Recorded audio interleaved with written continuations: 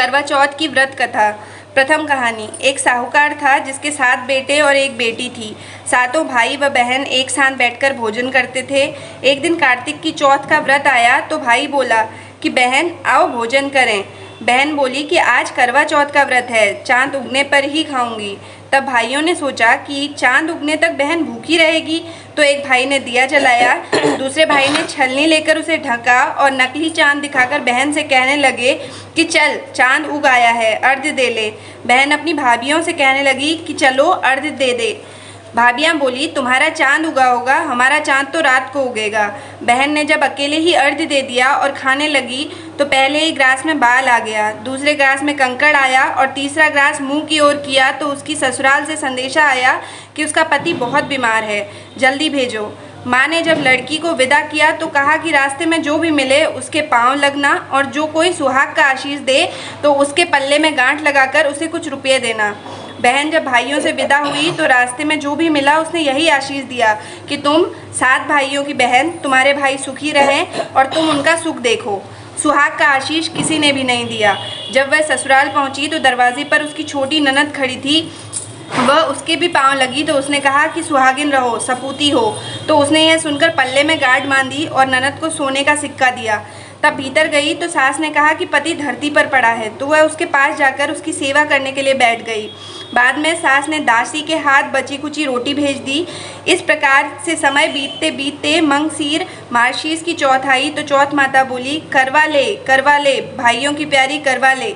लेकिन जब उसे चौथ माता नहीं दिखलाई दी तो वो बोली हे माता, आपने मुझे उजाड़ा तो आप ही मेरा उद्धार करोगी, आपको मेरा सुहाग देना पड़ेगा। तब उस चौथ माता ने बताया कि पौष की चौथ आएगी, वह मेरे से बड़ी है, उसे ही सब कहना, वही तुम्हारा सुहाग वापस करेगी।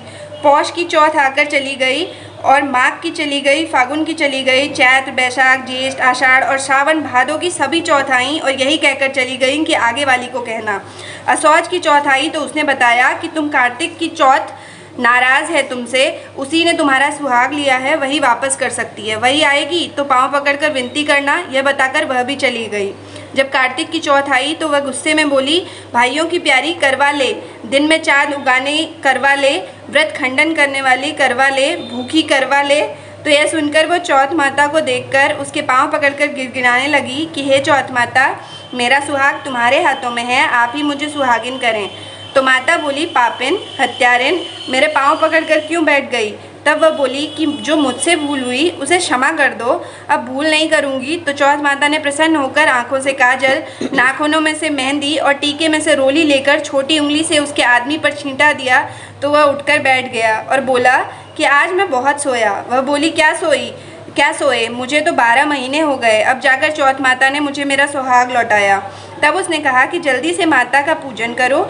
जब चौथ की कहानी सुनी, करवा का पूजन किया तो प्रसाद खाकर दोनों पति पत्नी चौपड़ खेलने बैठ गए। नीचे से दासी आई, उसने उन दोनों को चौपड़ पांसे से खेलते देखा तो उसने सासू जी को जाकर बताया।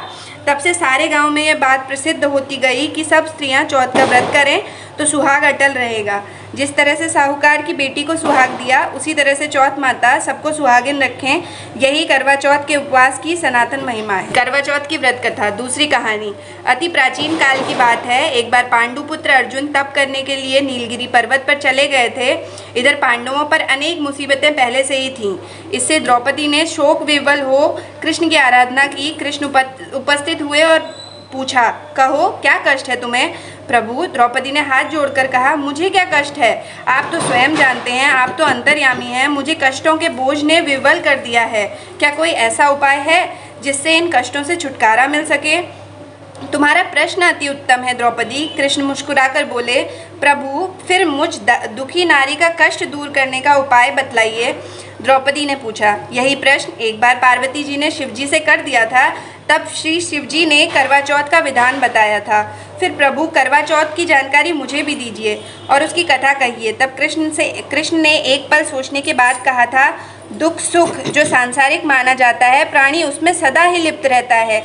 मैं तुम्हें अति उत्तम करवा चौथ व्रत कथा सुनाता हूँ, उसे ध्यान से सुनो। प्राचीन काल में गुणी विद्वान धर्मपरायण एक ब्राह्मण रहता था। उसके 4 पुत्र तथा एक गुणवती सुशील पुत्री थी। पुत्री ने विवाहित होकर चतुर्थी का व्रत किया। किंतु चंद्रोदय से पूर्व ही उसे शुदा ने बाध्य कर दिया। इससे उसके स्नेही दयालु भाइयों ने छल से पीपल की आड़ में कृत्रिम चंद्रमा बनाकर दिखा दिया। लड़की ने अर्घ्य दे भोजन कर लिया। भोजन करते ही उसके पति की हृदय गति बंद हो गई। इससे दुखी हो उसने अन्न जल त्याग दिया। उसी रात्रि में इंद्राणी भूविचरण करने आई। ब्राह्मण पुत्री ने उसे अपने दुख का कारण पूछा। इंद्राणी ने बताया, तुम्हें करवा चौथ व्रत में चौथ दर्शन से पूर्व भोजन कर लेने से ये कष्ट मिला है। तब उस लड़की ने अंजलि बांधकर विनय की, इससे मुक्त होने का कोई उपाय बतलाइए। इस पर इंद्राणी ने कहा, यदि तुम विधि पूर्वक अगली करवा चौथ का व्रत करो तो तुम्हारे पति पुनर्जीवित हो जाएंगे।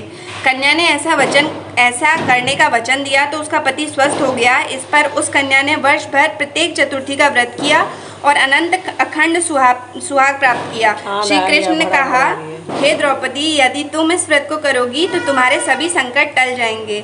इस प्रकार द्रौपदी ने व्रत किया और पांडव सभी क्षेत्रों में विजय हुए। इस प्रकार सौभाग्य, पुत्र, पौत्रादि और धन धान्य की इच्छुक स्त्रियों को यह व्रत विधि पूर्वक करना चाहिए। इस व्रत में भगवान शंकर की आरती की जाए। एक ब्राह्मण परिवार में 7 बहुएं थीं।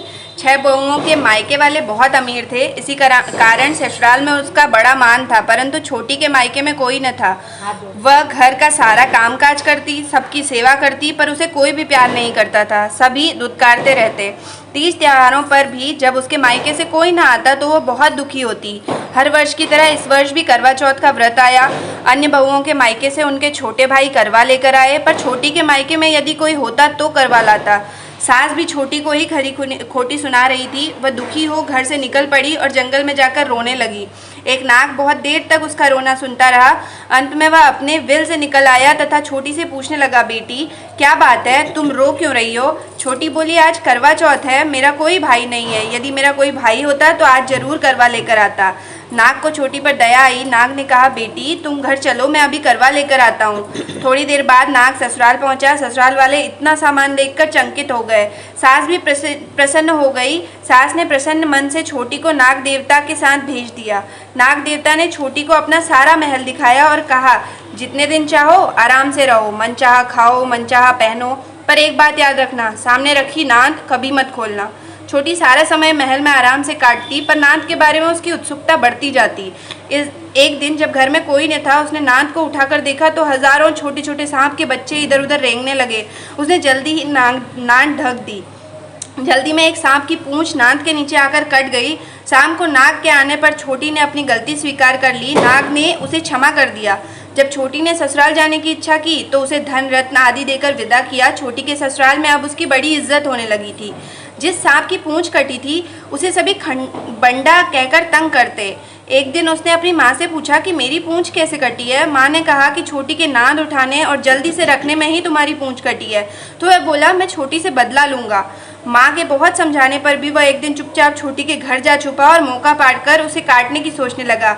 वहाँ छोटी और उसकी सास में किसी बात पर बहस हो रही थी तो छोटी कसम खा खा कर कह रही थी कि मैंने ऐसा नहीं किया।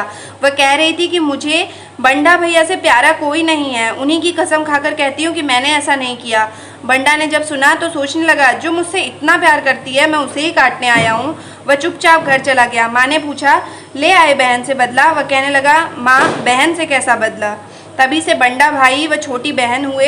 भाई प्रति वर्ष चौथ के दिन करवा लेकर जाता, वह बहन बड़े प्यार से करवा चौथ का व्रत करती। करवा चौथ व्रत कथा। चौथी कहानी। प्राचीन काल में करवा नाम की एक पवित्र पतिव्रता स्त्री अपने पति के साथ नदी किनारे एक गाँव में रहती थी। कार्तिक मास के कृष्ण पक्ष की चतुर्थी अर्थात चौथ के दिन उसका पति नदी में स्नान करने के लिए गया। स्नान करते समय एक मगर ने उसका पैर पकड़ लिया। वह करवा करवा नाम लेकर जोर जोर से अपनी पत्नी को पुकारने लगा। उसकी आवाज़ सुनकर उसकी पत्नी दौड़ कर आई और उसने मगर को कच्चे धागे से बांध दिया। मगर को बांधकर वह यमराज के यहाँ पहुँची और यमराज से बोली, भगवान, मगर ने मेरे पति का पैर पकड़ लिया है, अतः पैर पकड़ने के अपराध में आप अपने बल से उस मगर को नरक में ले जाओ। यमराज ने कहा, अभी मगर की आयु शेष है, अतः मैं उसे नहीं मार सकता। इस पर करवा ने कहा, यदि आप ऐसा नहीं करोगे तो मैं आपको श्राप देकर नष्ट कर दूंगी। यह सुनकर यमराज डर गए और उस पतिव्रता स्त्री करवा के साथ जाकर मगर को उन्होंने यमपुरी भेज दिया और करवा के पति को दीर्घायु प्रदान की। उसी दिन से यह करवा चौथ मनाई जाती है और सुहागिन स्त्रियों के द्वारा व्रत रखा जाता है। हे करवा माता, जैसे तुमने अपने पति की रक्षा की वैसे सबके पतियों की रक्षा करना।